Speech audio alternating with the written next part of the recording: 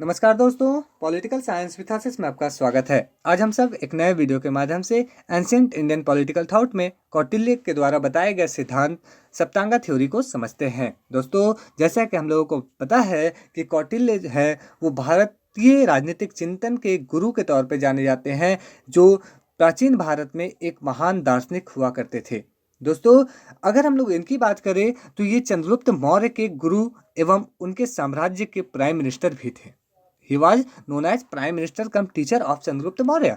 और चंद्रगुप्त मौर्य जो थे वो राजा धनानंद को हराकर एक अखंड भारत का निर्माण किए थे, जैसा कि हम लोगों को उनके बारे में बहुत सी कहानियां पढ़ने को मिलती ही हैं।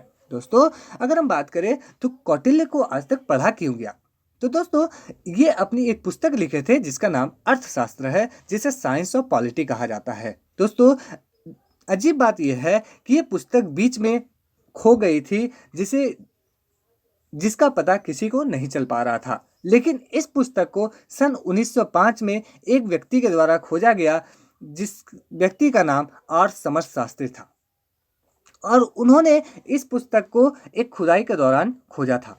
दोस्तों, अगर हम बात करें तो इनकी यह पुस्तक इसलिए इतनी ज़्यादा महत्वपूर्ण है क्योंकि इन्होंने अपनी पुस्तक में सप्तांगा थ्योरी एवं मंडल थ्योरी जैसे महत्वपूर्ण सिद्धांत दिए, जो how to rule, how should be a state, यानी इन सारी बातों पर विचार करती है। यानी हमारा साम्राज्य कैसा हो, राजा कैसा हो, शासन प्रणाली कैसी हो, राज्य में कितने आवश्यक अंग हो, ये सारी बातों पर विचार करती है। साथ ही में आपको बता दें कि अर्थशास्त्र, जैसे हम लोग आज अर्थ मतलब पैसे से लेते हैं, कौटिल्य ने कभी भी इस पुस्तक का पैसे से लेने देना नहीं किया, बल्कि ये बताते हैं अर्थ का मतलब जिस जमीन पे हम लोग रहते हैं उस जमीन का कितना बेहतर से बेहतर तरीके से उपयोग किया जाए, जिससे वहाँ पे रहने वाले सभी लोगों का कल्याण हो सके, सभी लोग खुशी खुशी रह सके, कैसे एक विशेष शासन व्यवस्था की स्थापना की जा सके। मुख्यतः इस बात पर चंद्रगुप्त मौर्य अपना ध्यान केंद्रित किए थे।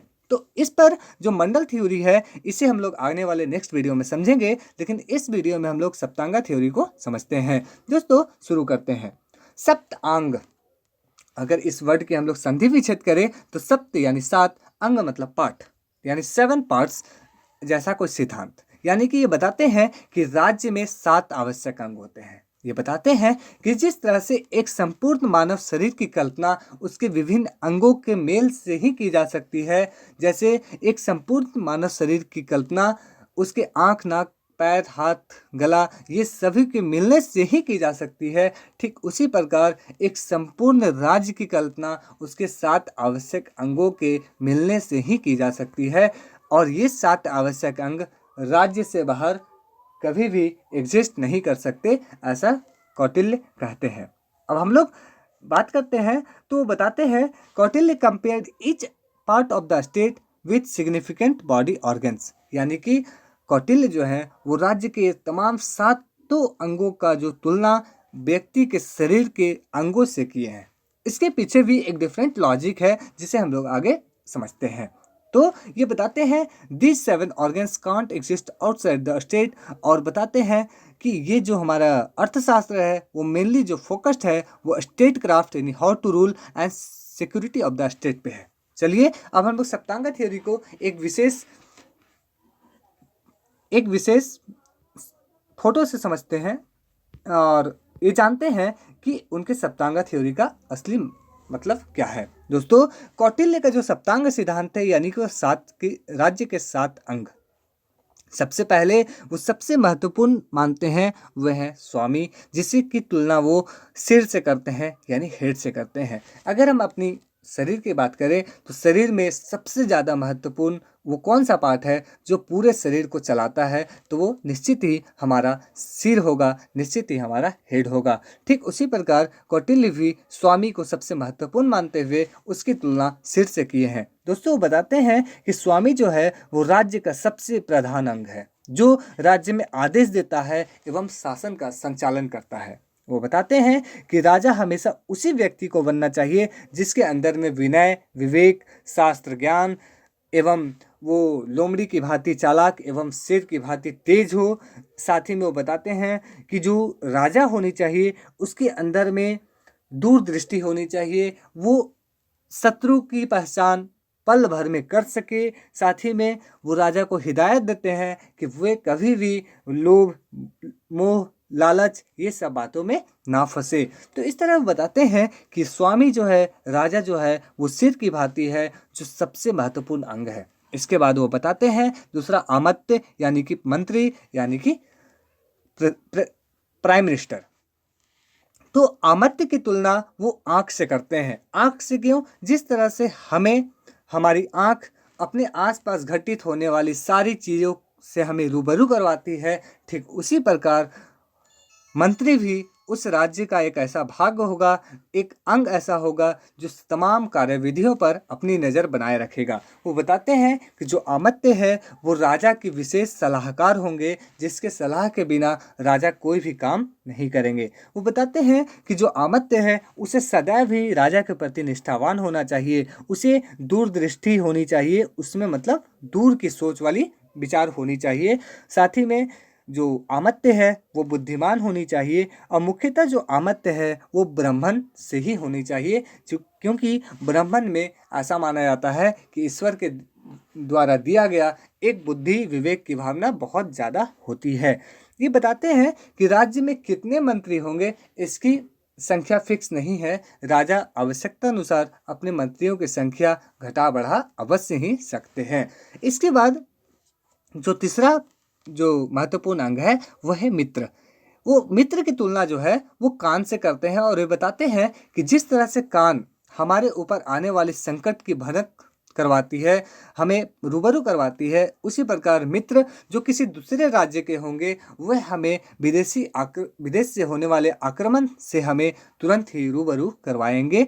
और वो मित्र के बारे में बताते हैं कि मित्र जो होने चाहिए वो हमेशा ही ब्लड रिलेशन वाले होने चाहिए, जो परंपरा से प्राचीन समय से हमारे मित्र होते चले आ रहे हैं, और मित्र को हमेशा दूसरे मित्र की सहायता के लिए तत्पर होने चाहिए। यही मित्र के आधार पर ही हमारा मंडल थ्योरी आधारित है, जिसे हम लोग आगे आने वाले नेक्स्ट वीडियो में समझते हैं। इसके बाद जो चौथा महत्वपूर्ण अंग की बात वो करते हैं वो है दंड यानी कि सेना। सेना को उन्होंने मस्तिष्क से यानी कि माइंड से तुलना की है। माइंड से क्यों? क्योंकि माइंड हमारा ऐसा पार्ट है जो हमारे बॉडी को बैलेंस बनाने में यानी कि हमें चलाने में मदद करता है, एवं हमारे बॉडी में सुरक्षा की भावना माइंड से ही मिल पाती है। क्योंकि हम जब माइंड से सशक्त होते हैं तो हमें खुद ही सुरक्षा महसूस होती है। तो बताते हैं कि मस्तिष्क जो है वो जो सेना जो है वो मुख्यतः 4 प्रकार की होनी चाहिए। पहला हाथी सेना, घुड़सवार सेना, रथ सेना एवं पैदल सेना। इन सारी सेनाओं का इस्तेमाल समयानुकूल रूप से किया जाएगा। जैसी समय होगी उसी समय के अनुसार पे इसकी यूज की जाएगी। इसके बाद जो महत्वपूर्ण बताते हैं वह है 5वां कोष। कोष यानी कि राज्य का खजाना। दोस्तों इसकी तुलना उन्होंने मुख से की है। मुख यानी कि वो बताते हैं जिस तरह से हमारे बॉडी में एनर्जी के लिए खाना की ज़रूरत होती है, जो हमारे मुख के माध्यम से, मुंह के माध्यम से, माउथ के माध्यम से अंदर जाती है, ठीक उसी प्रकार जो राज्य की जो ताकत है वो उसकी कोष से ही प्रतीत होती है। और अगर उसकी कोष बहुत ज़्यादा धनी है, बहुत ज़्यादा संपत्ति है उसके पास, तो निश्चित ही वो साम्राज्य अधिक शक्तिशाली, अधिक ताकतवर होगा, ऐसा कौटिल्य कहते हैं। दोस्तों इसके बाद जो है वो महत्वपूर्ण है दुर्ग यानी कि किला। किला की तुलना उन्होंने हाथ से की है। हाथ क्यों? क्योंकि वो बताते हैं कि हाथ जितना दूर तक फैलता है उतना दूर तक हमारा साम्राज्य फैलता है, और ये हाथ जो है हमारे बॉडी को बैलेंस करने में आवश्यक मदद करता है। तो बताते हैं जो मुख्यतः दुर्ग है, किला है, वो 4 प्रकार की होती है। औदक दुर्ग, पर्वत दुर्ग, धानवन दुर्ग एवं वन दुर्ग। औदक जो पानी के बीच में हो, पर्वत मतलब जो पर्वतों के बीच में हो, धानवन जो मरुभूमि में हो, वन दुर्ग जो वन के बीच में हो। वो बताते हैं कि इसमें जो पहला और दूसरा है वो आक्रमण से सुरक्षा के लिए बहुत आवश्यक है, और जो तीसरा और चौथा है यानी धानवन और वन दुर्ग है वो किसी विपत्ति के समय हमें छुपने के लिए बहुत ही महत्वपूर्ण होते हैं। तो इस प्रकार वो दुर्ग की अपने विचार देते हैं सप्तांगा में एक महत्वपूर्ण अंग के तौर पे। इसके बाद वो महत्वपूर्ण बताते हैं जनपद, जिसकी तुलना उन्होंने पैर से की है। जनपद यानी भू प्रदेश प्लस जनता यानी हमारी जमीन प्लस जनता, जमीन प्लस प्रजा। वो बताते हैं जिस प्रकार जो है हमारे शरीर को खड़ा रखने में हमारी पैर मदद करती है, ठीक उसी प्रकार पूरे साम्राज्य को खड़ा रखने में हमारी जो जनपद है, हमारी भूमि है, हमारी प्रजा है, वो हमें सहायता करती है। उसके बिना, प्रजा के बिना हम राज्य की तुलना नहीं कर सकते, हम जमीन के बिना राज्य की कल्पना नहीं कर सकते। अब वो बताते हैं कि जो मुख्यतः जनपद होंगे वो 5 प्रकार के होंगे, मतलब 5 उसमें पार्ट्स होंगे। जैसे आज हम लोग देख सकते हैं गांव, पंचायत, प्रखंड, जिला, राज्य, भारत, ऐसा। तो इसी आधार पे आज हम लोग देख सकते हैं उस समय गांव जिसमें 100 से 500 परिवार रहते होंगे, संग्रहण जिसमें 10 गांव, खारवटिक जिसमें 200 गांव, दुरोन्मुख जिसमें 400 गांव, स्थानीय जिसमें 800 गांव। तो इस प्रकार वो जनपद की कल्पना करते हैं एवं जनपद को एक महत्वपूर्ण अंग मानते हुए वो राज्य के 7 आवश्यक अंगों में से एक को रखते हैं। तो इस प्रकार हम लोग कह सकते हैं कि उनके द्वारा बताया गया जो सप्तांगा थ्योरी है, सप्तांगा सिद्धांत है, वो अवश्य ही व्यवहारिक प्रतीत होती है। अगर हम लोग बात करें in a nutshell, the 7 organs theory of the state represents a combination of the elements of the state, यानी इसमें राज्य के जितने आवश्यक अंग हैं वो सभी अंगों का मिला हुआ रूप है। And organic theory of the state as prevalent in modern times, जैसा कि आज भी हमारे पास राज्य है, उसमें से ये सारी बातें अवश्य रूप से आज भी वो व्यवहारिक प्रतीत होती है।